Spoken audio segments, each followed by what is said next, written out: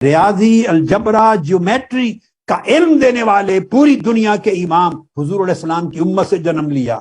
علم طبیعیات، علم میکانیات، علم حرکیات، یہ اس کے سب سے اونچے سربراہ اس کائنات انسانی میں حضور کی امت سے پیدا ہوئے. علم بصریات اٹھا کے حضور کی امت سے سائنٹسٹ اٹھے، علم نباتات لے کر حضور کی امت سے اٹھے، علم طب لے کر حضور کی امت سے اٹھے، ادویہ سازی وہ لے کر حضور کی امت سے اٹھے، سرجری جراحت کا علم لے کے حضور کی امت سے اٹھے، امراض چشم آنکھوں کی وہ علم حضور کی امت سے اٹھے، علم کیمیا لے کے اٹھے، علم فزکس اور طبیعیات کا علم لے کے اٹھے، جغرافیہ اور مواصلات کا علم لے کے اٹھے. گویا کوئی شعبہ ایسا نہ رہا جہاں آقا علیہ الصلوۃ والسلام کی امت نے پوری انسانیت کی رہبری نہیں کی. یہ جو ستارے اتر آئے، اندھیرے چھٹ گئے اور مشرق سے مغرب منور ہو گیا، اشارہ تھا کہ یہ نبی ایک علم کا وجود، علم کا پیکر جنم لے رہا ہے. اس سے سائنسز اٹھیں گی، علم اٹھے گا، شعور اٹھے گا، اور انسانیت جہالت کے اندھیروں سے نکل کے ترقی کی طرف گامزن ہوگی. مغرب کے ایک بڑے نامور رائٹر ہیں جارج ساٹن. جارج ساٹن، ان کی کتاب ہے یہ introduction to the history of science. غیر مسلم ہیں، اورینٹلسٹ ہیں، سمجھ لیں، غیر مسلم. انہوں نے سائنس کی تاریخ کا تعارف کروایا، سائنس کی تاریخ کا، اور ایک صدی قائم کی ہے. جارج ساٹن، یاد رکھ لیں، introduction to the history of science. اور سائنس کی جو ترقی ہے عالم مغرب میں، یورپ میں اسلامی سائنس کی بات نہیں کر رہا ہوں، پوری کی پوری سائنس ویسٹرن ورلڈ اور یورپ کی، اس کی ترقی کے درجے بیان کیے اور صدی در صدی ایک صدی کا ذکر کیا. اس میں 8ویں صدی ذہن میں رکھ لیں. 8ویں صدی کون سی ہے؟ آقا علیہ السلام کی صدی کے 100 سال کے بعد. 7ویں صدی عیسوی آقا علیہ السلام کی ہے اور صرف 100 سال کے بعد 8ویں صدی کا دنیا کا سب سے بڑا سائنٹسٹ جارج ساٹن نے بیان کیا، ابو موسیٰ جابر بن حیان، انسانی تاریخ کا، اور اس صدی کو ان کے نام کیا ہے. پھر اگلی صدی کا نصف حصہ محمد بن موسیٰ الخوارزمی کا نام. اس کے بعد 9ویں صدی کا دوسرا نصف حصہ ابو بکر محمد بن زکریا الرازی کے نام کیا. 10ویں صدی کا پہلے 50 سال ابو الحسن بن علی المسعودی کے نام کیا. پوری دنیا سائنس کی تاریخ میں سب سے بڑا سائنٹسٹ وہ کوٹ کر رہے ہیں، اور یہ لکھنے والا مسلمان نہیں ہے. جارج ساٹن اورینٹلسٹ ہے، مسیحی غیر مسلم ہے، ویسٹرنر ہے. اور پھر دوسری صدی کا دوسرا نصف ابو الوفا جرجانی کے نام کیا. 11ویں صدی البیرونی کے نام کی. 11ویں صدی کا دوسرا نصف ابو عمر خیام کے نام کیا. پھر اگلا ابن زبیر کے نام کیا. پھر آگے اگلی صدی ابن رشد کے نام کی، پھر ابن بیتار کے نام کی، پھر الشیرازی کے نام کی، عماد الدین ایوبی کے نام کی، ابن خلدون کے نام کی. الغرض اس نے یہ بتایا کہ یہ ساری 10-11 صدیاں یورپ میں جو سائنسی علم کی ترقی ہوتی رہی، ہر صدی کا امام محمد مصطفیٰ کی امت میں سے تھا، ایک مسلمان سائنٹسٹ تھا. فزکس کو کی بنیادیں رکھی، ماڈرن فزکس، میکینکس اور ڈائنامکس کی، علم طبیعیات، میکانیات اور حرکیات کی، اس کی جدید سائنسی بنیادیں رکھی زکریا رازی نے، البیرونی نے، ابو البرکات بغدادی نے.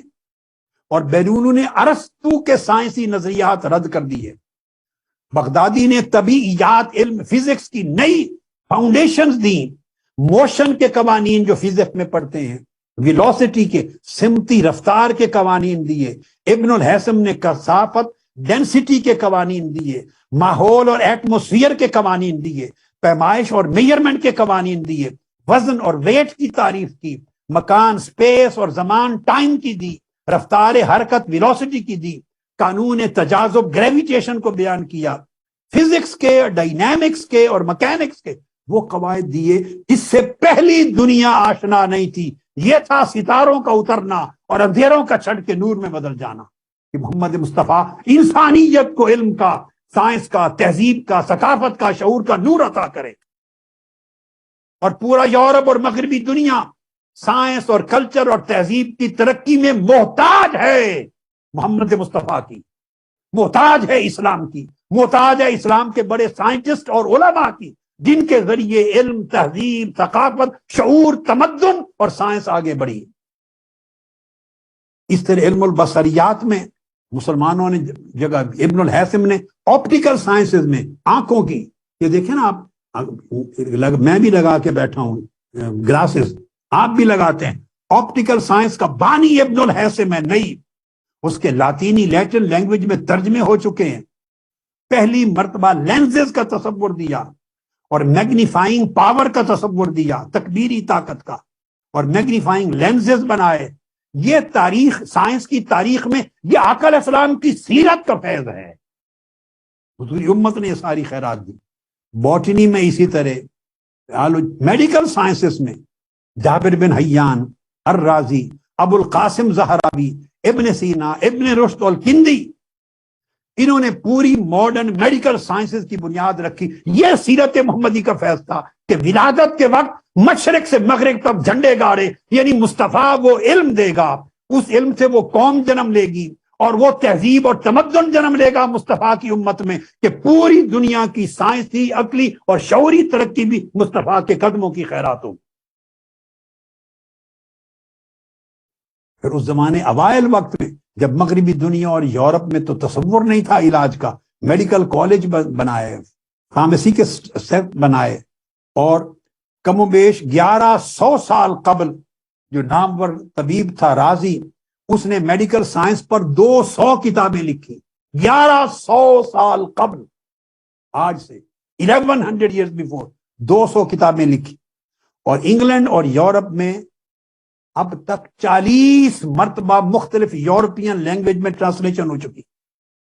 انگلینڈ اور یورپ کی یونیورسٹیز رازی کی کتابیں پڑھا کے پچھلی صدیوں میں وہ اس علم کو ڈیولپ کرتے رہے۔ الحاوی ایک کتاب لکھی، 20 جلدوں پر مشتمل، 20 والیوم، پورا میڈیکل سائنس کا انسائکلوپیڈیا لکھا۔ ابن سینا نے قانون کتاب دی۔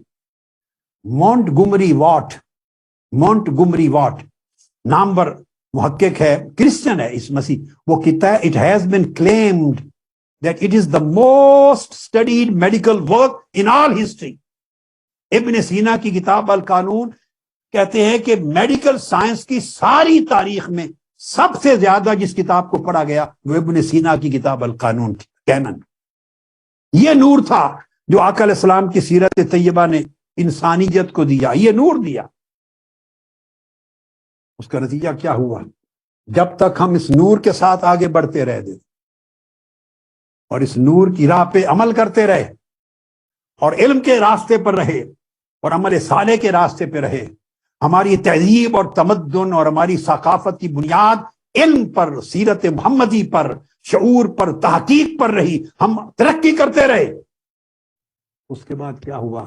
ہم عیاشی میں چلے گئے، ہم سیرت محمدی سے دور ہو گئے، ہم نے حضور کی وراثت میں جو علم پایا تھا اس علم کو چھوڑ دیا، ہم تباہی اور ہلاکت میں چلے گئے، اور وہ علم کا فیض یورپ نے جو لیا وہ ترقی کی ان منزلوں پر گامزن ہو گیا۔ آج امت زوال کا شکار ہو گئی،